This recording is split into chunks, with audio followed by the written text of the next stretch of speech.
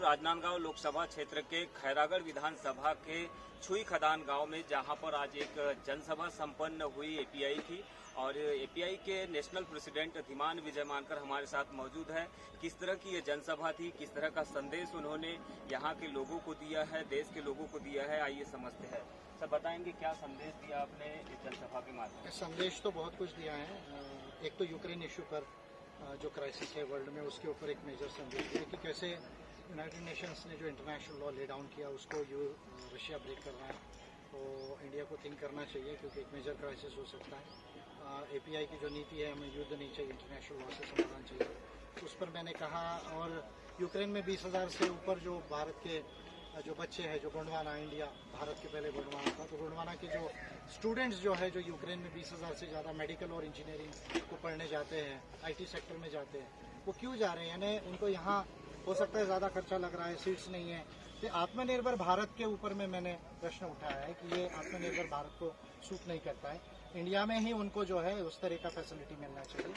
उसके साथ छत्तीसगढ़ को लेकर, क्योंकि छत्तीसगढ़ में खैरागढ़ में उपचुनाव होने वाला है, उसमें एपीआई कॉन्टेस्ट करेगी, और पूरे छत्तीसगढ़ को लेकर जो एपीआई का प्लान रहा है कि एपीआई की गवर्नमेंट बनाना है आदिवासियों के नेतृत्व में, उस पर मैंने बात की।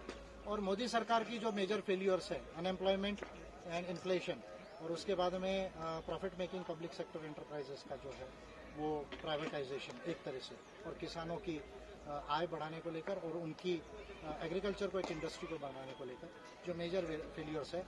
और मोदी जी जब भी ऐसा कुछ होता है तो नेहरू को याद करते हैं, उनके ऊपर एग्जाम लगाते हैं, इसको लेकर पॉलिटिकल कुछ कंटेक्स्ट में बात है। मिशन 2023-24 का आपने जिक्र किया है, किस तरह के मिशन पर आप काम कर रहे हैं? छत्तीसगढ़ में क्या रहेगा आगे आपका मिशन 2023-24, क्योंकि अब आने वाले समय में इलेक्शन भी यहाँ पे लगभग तैयारियां शुरू हो जाएगी। देखिए, एक तो खैरागढ़ विधानसभा का उपचुनाव है, उसमें भी 2 महीने में होगा, हम उसमें कॉन्टेस्ट कर रहे हैं। और 2023 का जो चुनाव है उसमें हमारा प्रयास रहेगा, क्योंकि 2018 में भी हमने प्रयास किया कि एपीआई यहाँ से जीते और गवर्नमेंट बनाने तक हम जाए। और 2024 का जो मिशन है वो है लोकसभा में एंटर होना। एपीआई के सांसद लोकसभा में जाना चाहिए, और मैं स्वयं कॉन्टेस्ट कर रहा हूँ तो मैं भी लोकसभा में जाऊँगा। और जो 70 सालों में जिस चीज़ की शुरुआत नहीं है उसको by positive amendments in the constitution and progressive laws and progressive policies बनाकर जो है उस पर जो है काम किया जाए। गवर्नमेंट बनने में भले देर हो, पर उसकी शुरुआत पार्लियामेंट से की जाए। तो ये मिशन 23 और 24 है। अपने भारत के 543 जो मेंबर ऑफ पार्लियामेंट है उनको चैलेंज किया कि एक तरफ हो जाए और विजय मानकर एक तरफ, क्योंकि पॉलिसी लेवल पर ये कभी मुकाबला नहीं कर पाएंगे। आपको किस तरह का लगता है देश में, क्या ये जो सांसद चुन के जा रहे हैं ये क्या पढ़े लिखे नहीं है, ज़्यादा ये समझ नहीं पा रहे हैं देश और दुनिया की पॉलिसियों को? देखिए, वो रिस्पेक्टेड सांसद है, जनता ने चुन के दिया तो उनका रिस्पेक्ट मैं करूँगा। लेकिन मैं ये कहूँगा कि संसद में चुन कर जाना और देश को विकसित भारत बनाने के लिए, जिसको मैं कहता हूँ scientific, human and developed India, यानी वैज्ञानिक भारत, मानवतावादी भारत और जो है वो विकसित भारत, जिसको मैं ग्रेट गोंडवाना कहता हूँ क्योंकि भारत के पहले गोंडवाना था। तो ये बनाने के लिए तो विशेष नॉलेज की जरूरत होती है, विशेष रिसर्च की जरूरत होती है। उसमें साइंस एंड टेक्नोलॉजी का नॉलेज होना चाहिए, ह्यूमन राइट्स का होना चाहिए, कॉन्स्टिट्यूशन का होना चाहिए, लॉज का होना चाहिए, इकोनॉमिक्स एंड फाइनेंस का होना चाहिए, पॉलिटिकल साइंस का होना चाहिए, इंटरनेशनल रिलेशंस का होना चाहिए।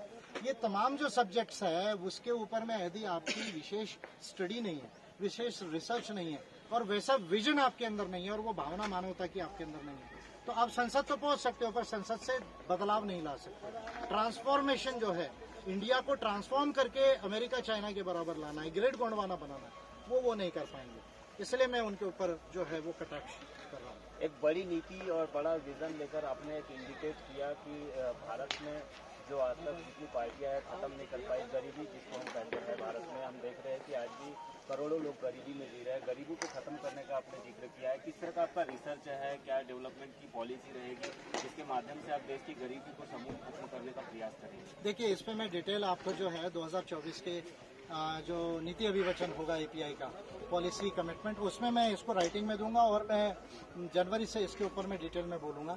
पर मैं शॉर्ट में ये कह सकता हूँ कि इंडिया का जो नेचुरल वेल्थ है और जो ह्यूमन वेल्थ है और जो क्रिएटेड वेल्थ है, जो हम गुड्स एंड सर्विसेज से क्रिएट करते हैं, अगर ये तीनों चीजों को मिला दिया जाए और इसका कैलकुलेशन यदि किया जाए तो 28 करोड़ जो परिवार है देश के अंदर में, वो 28 करोड़ परिवारों को विशेष नीतियों के माध्यम से और विशेष इनकम प्रोविजंस के माध्यम से ऐसा प्रोविजन किया जा सकता है कि वो कम से कम गरीब तो ना रहे, मिडिल लेवल में अमीर हो सकते हैं। बहुत अगर अमीर ना भी हो तो मिडिल लेवल से पहले 10 सालों में अमीर हो सकते हैं।